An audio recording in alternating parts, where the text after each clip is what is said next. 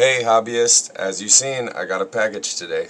This is the WPL full metal kit, good for the 4x4, the C models, and 2 of the B models. I'm going to show you how I get such a smooth ride and a few gear meshing techniques, so stick with me. So this is what everything looks like out. You have your axle housing, screws, your Loctite, your grease, you get an Allen key, your actual axles, some hubs, your metal steering, the links, you have your C-hubs, your diff gear tops, your bearings, your brass gears, which I'll teach you how to mesh pretty well, and your drive line. There's a few separate things in here and we'll get into each one. I would start with one axle at a time. Pull out each specific part for that axle and build it and set it off to the side. So that's what we'll do. So here is everything you need for the rear axle. You have your axle housing, the axle, your bearings, your grub screws, your gears, and your hex hubs. These are 5mm hex hubs. And don't forget the Loctite. This is a must with these grub screws. Please don't forget the Loctite. First thing you got to do is you got to pull all 4 of these out, these screws that are in this housing. I already took the other 3 out. And then you're able to get the back half of the housing off. So then you have front and rear covers. You can go ahead and open this guy up.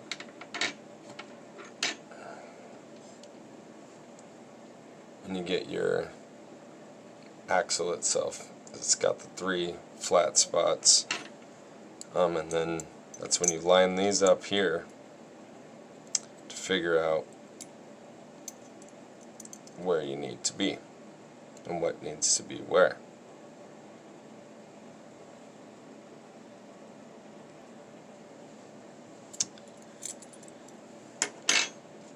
Then we take our gear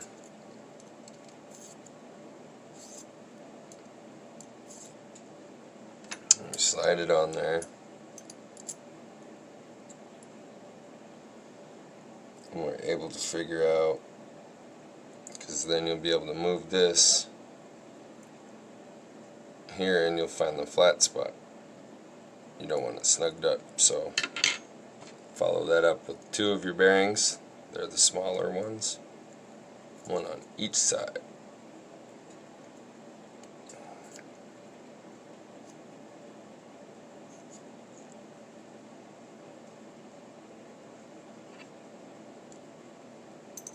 There are grooves in here that they fit in as well to give you a good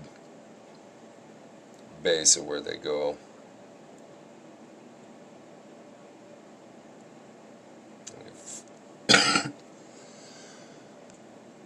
Sorry about that, I needed a drink of water. But then we'll take our Allen hex and our grub screw.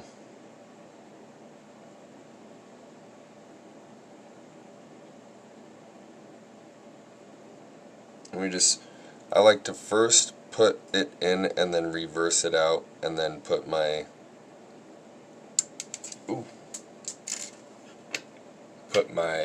Loctite on.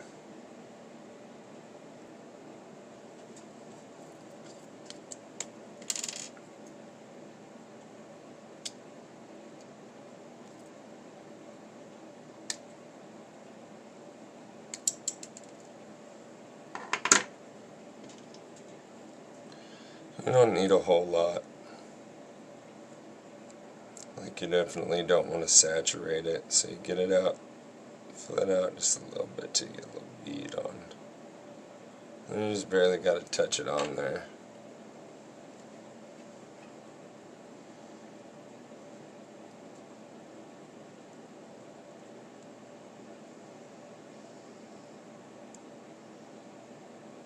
Once you get it in there, then you can kind of roll the gear around, find the middle of the flat spot there, and I try to line them up so I just, you got a good knowledge that it's in a straight line here. So, and with these, you only really want to go finger tight at first, because that Loctite ain't going to dry up that fast, right? So then you should be able to get full movement out of that, right? Okay.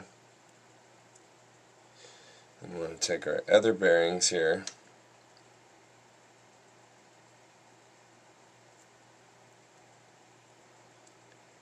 set them in the other slots that you have.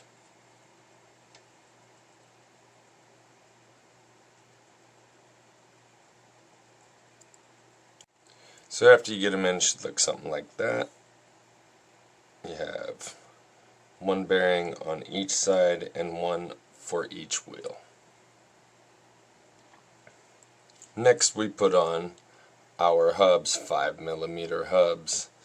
These entail 2 of them, some Loctite, and a couple grub screws.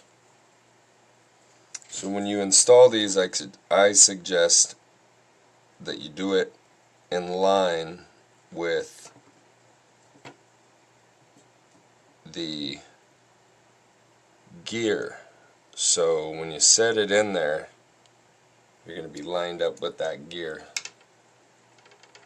So I'll get that done for you. Don't forget the Loctite. Loctite is our best friend here. So as you can see, I got the holes lined up. That's when we install our grub screw. We only do it finger tight at first. Same thing with the gear, because you might need to maybe slide it a little bit when installing the other one to make it even. So we just slide that on there and see we get a little bit of movement here, which puts us even, but it gives us our exact what we need. So let's set this down. Let's get our grub screw.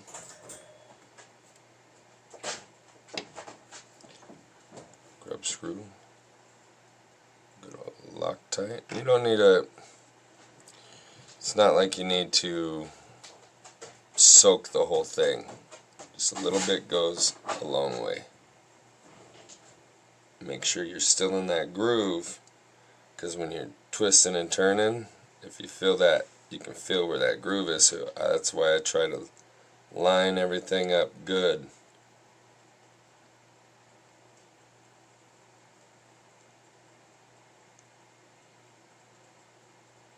Nice and straight.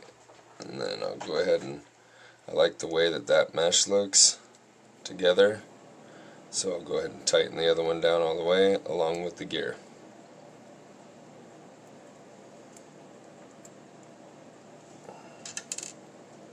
Should look like this. Rolling freely, spinning nice. From there, we can go ahead and install the rest of the housing.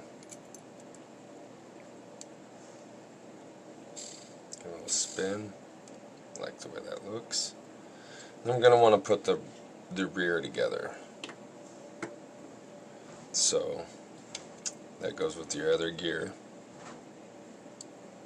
Slide your bearing on there. Slip him on in there. Take the bearing on the outside as well.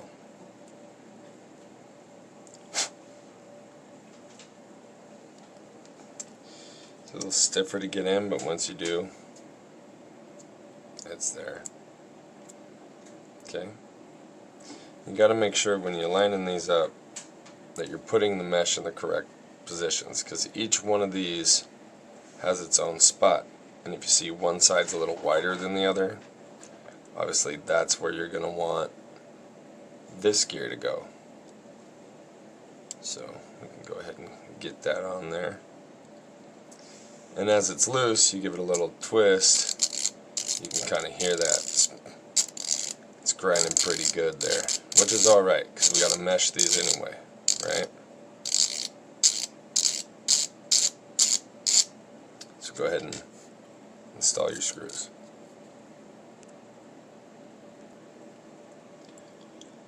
So as you're tightening your screws down, make sure you're not tightening them all the way. You want to leave at least a quarter of a turn, because you'll see the tighter you tighten them, the tighter the mesh gets.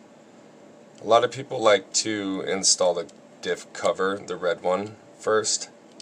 I just found that if you do that, it keeps a lot of this brass dust that we're going to wear out of here inside of the case. Just makes it a little bit easier for me to blow them out this way than to have this case already installed and have 2 parts or 3 parts to clean out. So here's my technique.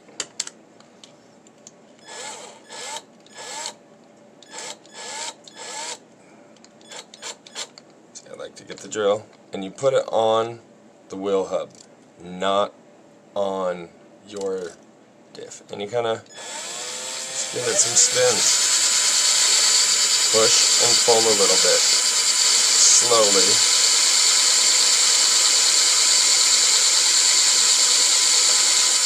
Do it for just a few until it starts to feel like it's getting a little easier on the spin. And then I always reverse it.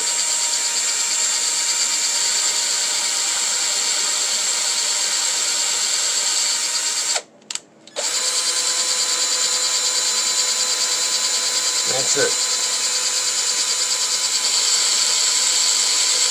Pretty simple.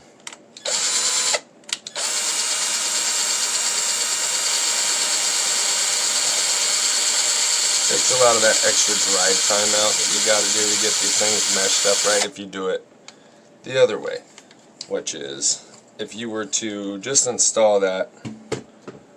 I mean, what I'm going to do is I'll pull this off and you'll be able to see the brake dust. So, okay, after we got them 4 screws out, take it out. I don't know if you guys can see all that in there, but it's quite a bit.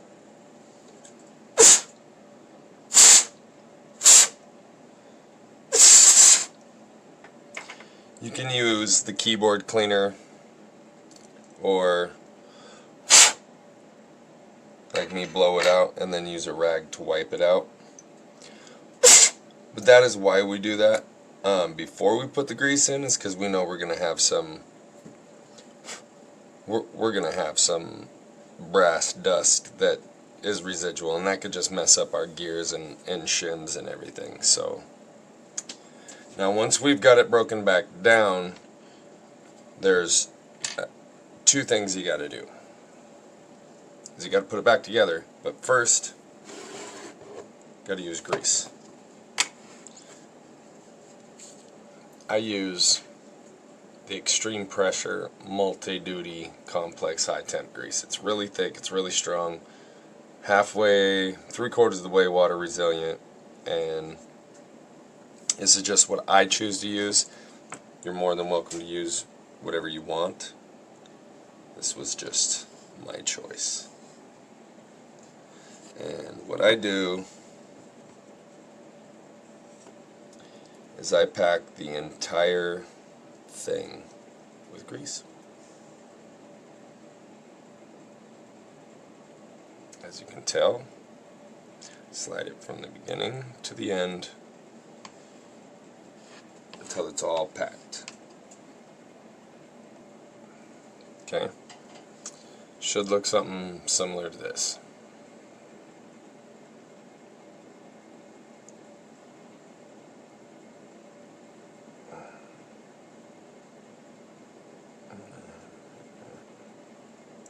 There we go.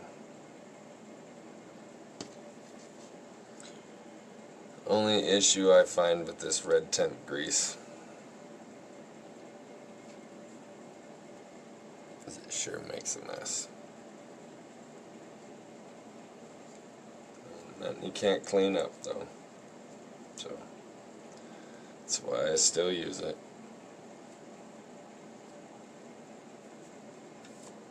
Alright, so then you got your housing back together. When you turn that, you see that little ball that goes in. Now you want to fill that a little bit more than what just that little bit that's in there.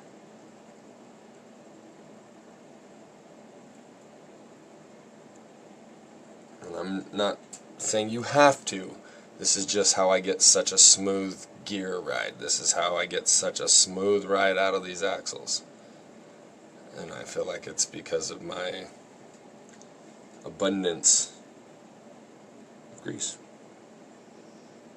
And it holds really, really well.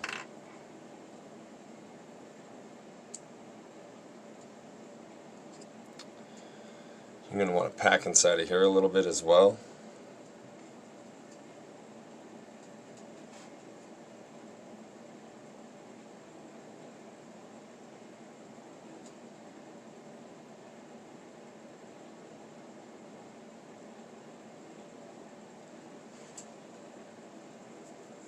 Something like that.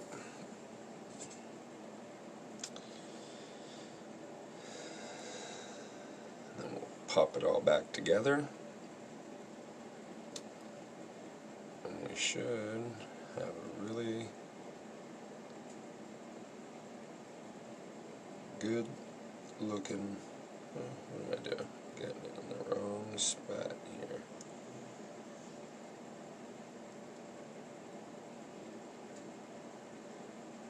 Alright, and so then you have your gear in, squirt some, and it's really nice. So the next thing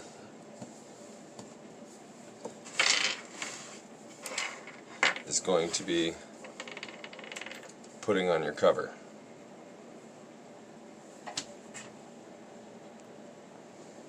There's a good technique because of the paint on these little shafts here. They don't like to go inside of there, so you just take a pair of pliers, needle nose, and you just kind of squeeze them a little bit, kind of get the paint off. Good little tip. Scored this little tip from YouTube. Top Andre RC.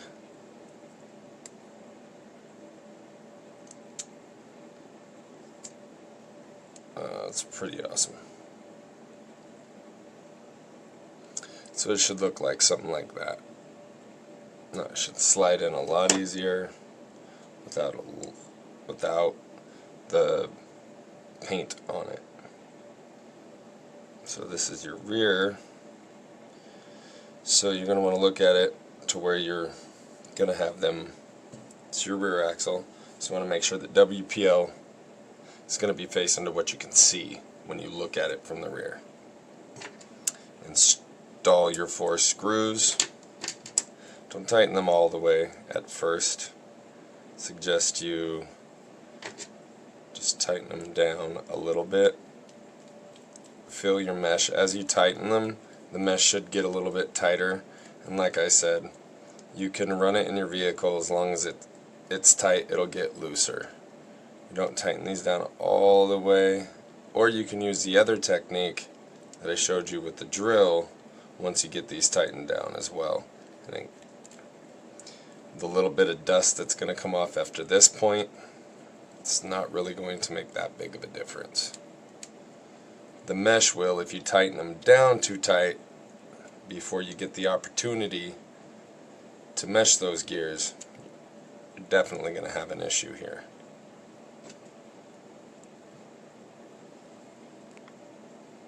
And as you can see, I got it all together. I got mine in there nice and tight.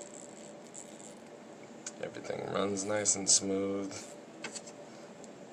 Go ahead and slide your ends back on.